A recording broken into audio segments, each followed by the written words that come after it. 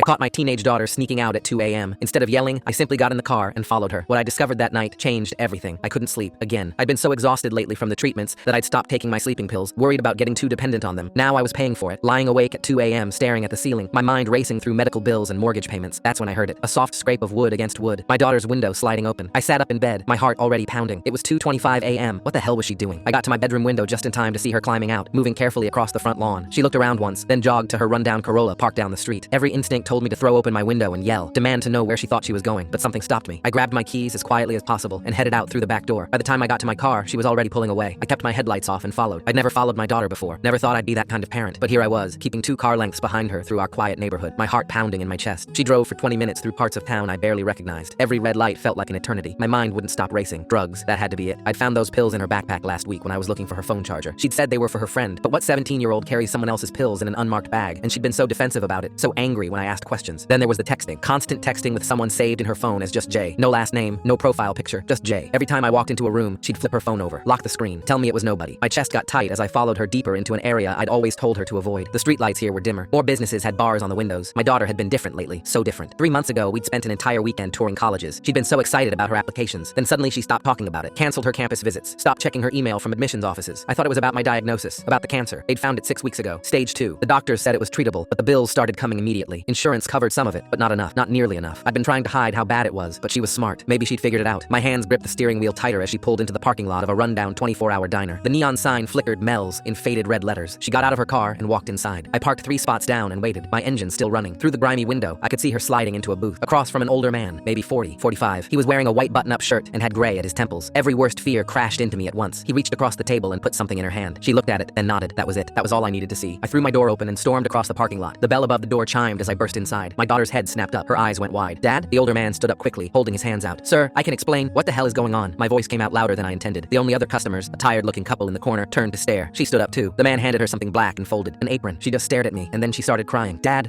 Her voice broke. She clutched the apron to her chest. I'm so sorry. Sorry for what? Who is this guy? What are you doing here at 2 in the morning? I work here. She said it so quietly, I almost didn't hear her. You what? I work here. I've been working the overnight shift Wednesday through Saturday for 3 weeks now. I looked at the man, back at my daughter. Nothing was making sense. The man spoke up, his voice calm. Sir, I'm Joe. I manage this place. She's been working here since mid-October. She's one of our best employees. She was full on sobbing now. I heard you, Dad. That night 3 weeks ago when you thought I was asleep. I heard you on the phone with Grandma, telling her we might lose the house, that the medical bills were too much, that you didn't know what to do. My legs felt weak. I couldn't just sit there and do nothing. So I got a job. I've been saving everything. Every single paycheck. She pulled an envelope from her backpack on the seat and thrust it toward me. It's not much. It's only $1,200 so far. But I thought maybe it could help. Even just a little. The envelope shook in her hand. Inside, I could see the corners of paychecks. All of them. None of them cashed. Joe stepped back, giving us space. I can vouch for everything she's saying. She came in here asking if we were hiring. Told me she needed to help her dad. All I could do was pull her into my arms and cry.